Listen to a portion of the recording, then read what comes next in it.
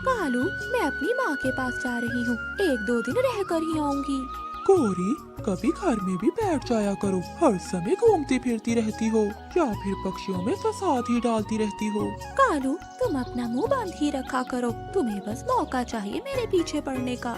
अगर मैं फिरती हूँ तो अच्छा ही करती हूँ, तुम्हारी तरह हर समय घोंसले में नहीं पड़ी रहती। फिर जा रही गौरी हूँ। कवि अपने बेटे जग्गू के साथ लेकर अपने माँ के पास चली जाती है।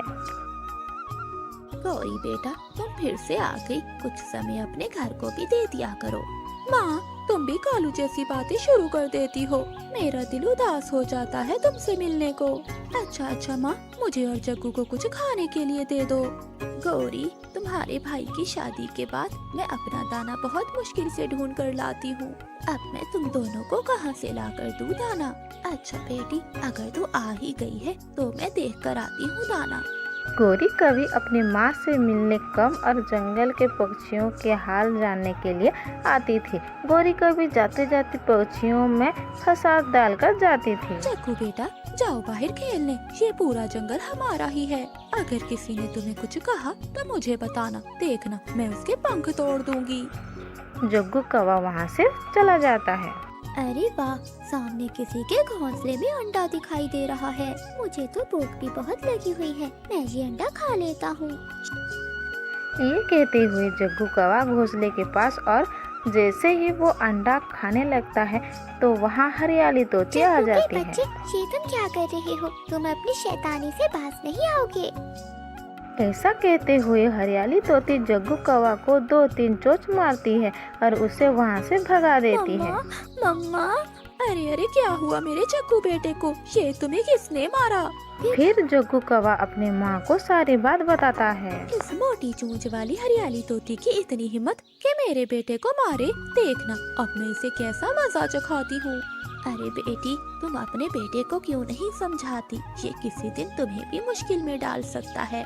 अच्छा माँ, मैं इसे समझा दूंगी। गौरी कवि ऐसे ही अपनी माँ से कह देती है, मगर अंदर तो गौरी कवि आग लगी हुई थी। जिस तरह इसने मेरे बेटे को मारा है, मैं भी बदला इसके अंडे से ही लूंगी। फिर गौरी कवि हरियाली तोती के पास जाती है।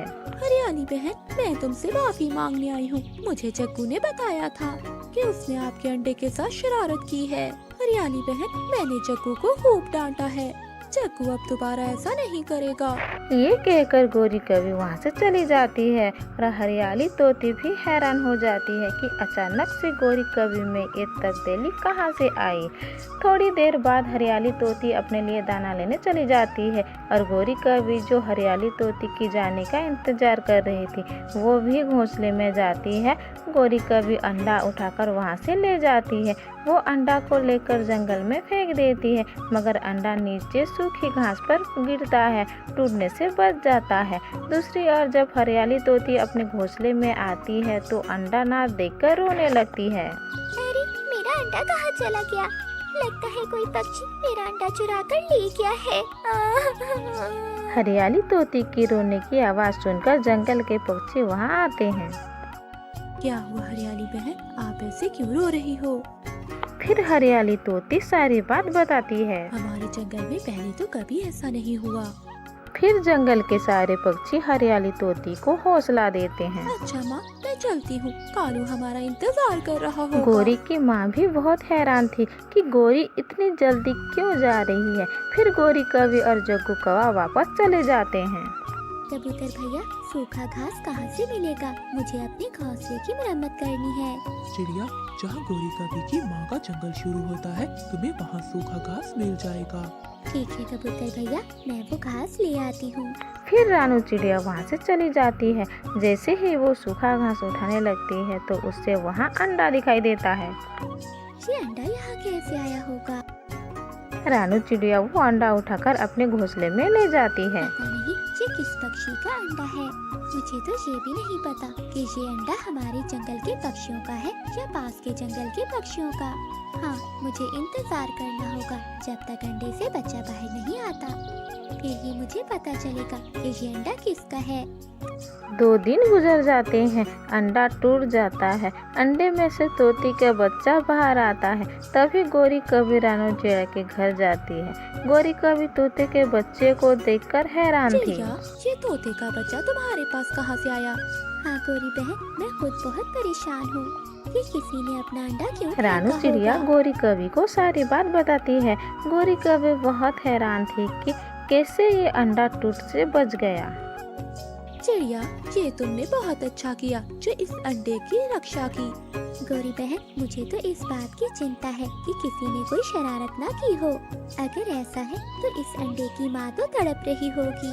चिड़िया, भला ऐसी शरारत कौन करेगा? तुम नहीं जानती आजकल की माओ को आजाद रहना चाहती है। गौरी, कोई माँ भी ऐसा नहीं कर सकती। मुझे लगता है कि ये जरूर किसी की शरारत है। फिर गोरी कवि वहाँ से चली जाती है। अब गोरी कवि के दिमाग में कोई नई शैतानी आ रही थी। अगर ये छोटा मिठू बच ही गया है तो क्यों ना नया खेल खेलूं? मुझे तो ये रानू चिड़िया भी जरा नहीं अच्छी लगती। इससे भी बहुत से हिसाब बराबर करने हैं।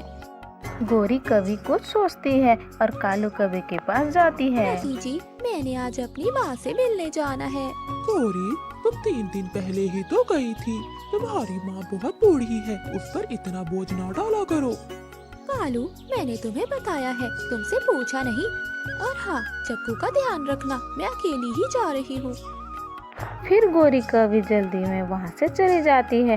गोरी कवि हरियाली तोती के पास जाती है। तोती बहन, मैं तुम्हें बहुत जरूरी बात बताने आई हूँ।